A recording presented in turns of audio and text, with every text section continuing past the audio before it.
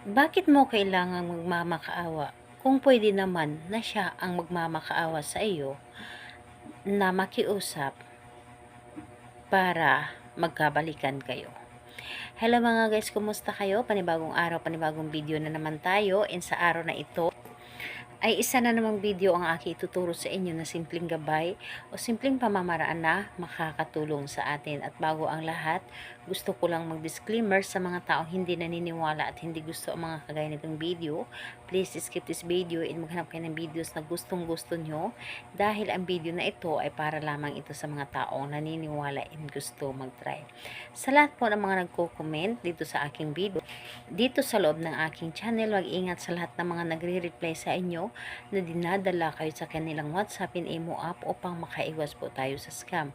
Ngayon po, ituturo ko sa inyo paano siya ang magmamakaawa sa inyo. Itusok mo lamang ito at siya ay makiusap na makipagbalikan sa inyo. And pwede mo itong gawin sa parehas ang kasarian, babae to babae, and lalaki to lalaki. And syempre naman sa ating babae at lalaki na mag-partner. And ayun po, dito po is kailangan natin ng ating gagamitin. Kailangan mo lamang dito maghanda ng isang maliit na pirasong papel. Ganito kaliit. Kailangan din natin dito ng pin. So, kailangan natin dito ng pin or karayom. Depende po sa inyo kung ano ang gagamitin ninyo. And syempre, kailangan din natin dito ng panhulat. And kailangan din natin dito ng bawang. Bawang po na nakahati sa gitna. Yung hindi talagang hati. Ganyan lang. So, ganyan lang po ang bawang. So, ayun po. Ito lamang ang dapat nating ihanda. And syempre, yung sarili natin dapat ay buo ang ating loob sa paggawa nito. And yung paniniwala po natin, syempre, dapat ay buo po. And hindi po tayo nagdududa sa ating dapat na gawin. Ngayon po, kapag ready ka na, pwede mo itong umpisan. So, ang gagawin mo lamang dito, napakadali. Dito sa maliit na papel, kung nakikita po ninyo, isulat po ninyo dito ang kanyang full name. So, dapat ay totoong pangalan po ni target. Totoong pangalan niya at apelyido ang inyong isulat.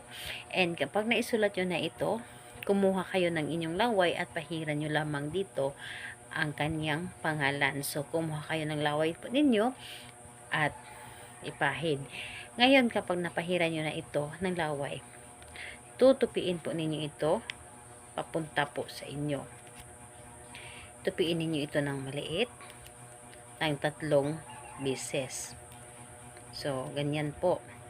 Kapag natupi nyo na ito ng napakaliit, kunin ninyo ang inyong bawang na hinati po ninyo dito sa gitna.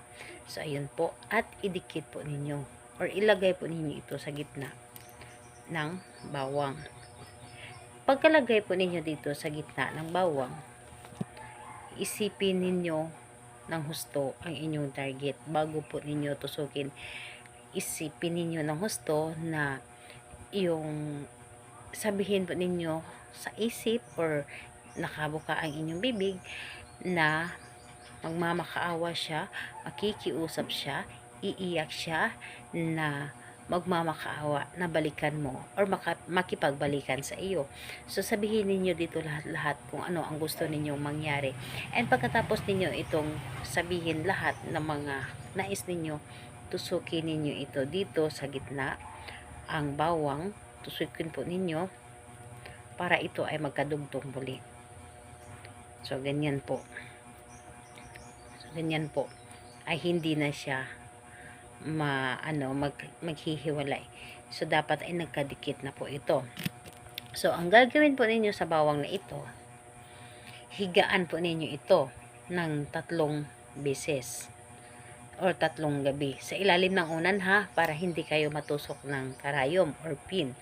Ilagay po ninyo ito sa ilalim ng inyong unan ng 3 gabi.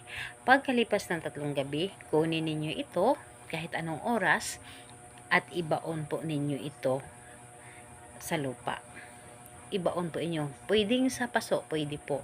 And kung mas maganda, sa harapan po ng inyong pamamahay o sa inyong harapan po ng inyong pintuan.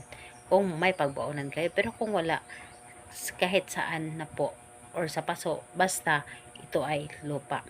So, ayun po. Ganyan lang po kadali ang paggawa nito. Kailan ito pwedeng gawin? Gawin ito sa araw ng Tuesday and Friday. Pero kung hindi kayo makapaghintay ng Tuesday and Friday, kahit sa anong araw, pwede po ito. Basta malakas lamang ang inyong energy sa paggawa nito. So, ayun po. Salamat po sa inyo. Bye bye everyone. God bless us all.